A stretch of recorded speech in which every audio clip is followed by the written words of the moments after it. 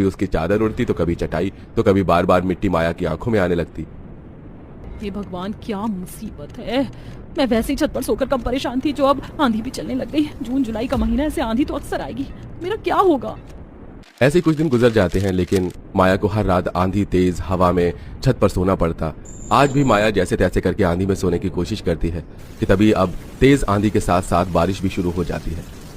अरे आप लोग क्यों बारिश में भीग रहे हैं? नीचे नहीं चलना है क्या? मौसम की पहली बारिश है, ये जरा भी भीगेंगे ना तो हम सब बीमार पड़ जाएंगे। जल्दी से बिस्तर उठाइए और नीचे चलिए। भाभी आप कैसी हैं? इतने सुहाने और अच्छे मौसम को छोड़कर आपको नीचे जाने का मन कैसे कर रहा है? माँ मैं तो कह रही हूँ कि आज हम बारिश में भीगते भीगते सोते, शरीर की सारी गर्मी भी उड़नचू हो जाएगी। माँ आंचल बिल्कुल ठीक कह रही है। कितने समय के बाद तो हम बारिश में भीग रहे हैं। इतनी ठंडी बारिश को छोड़कर नीचे जाने का तो मन भी नहीं करता।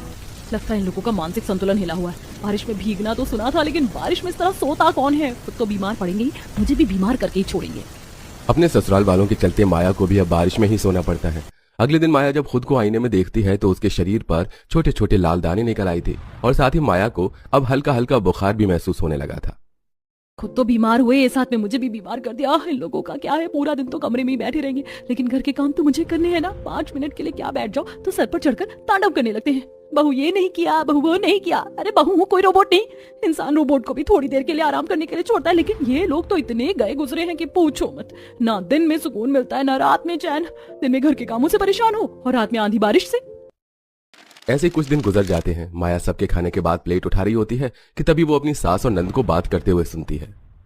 आज का मौसम तो और भी दिनों से ज्यादा अच्छा हो रहा है। चलिए ना आज भी हम छत पर ही चलकर सोते हैं। बेटा हम तो रोज ही छत पर सोते हैं और अब तो मुझे छत के बिना कहीं नींद ही नहीं आती है। थोड़ी देर बाद छत पर जाकर सबके लिए बिस्तर लगा देना। ये लोग तो आज भी छत पर सोने का प्लान बना रहे हैं और आज तो हवाएं भी काफी तेज चल रही हैं। अगर इसी तरह मैं आंधी में छत पर सोती रही तो एक दिन मैं ही ना उड़ जाऊं।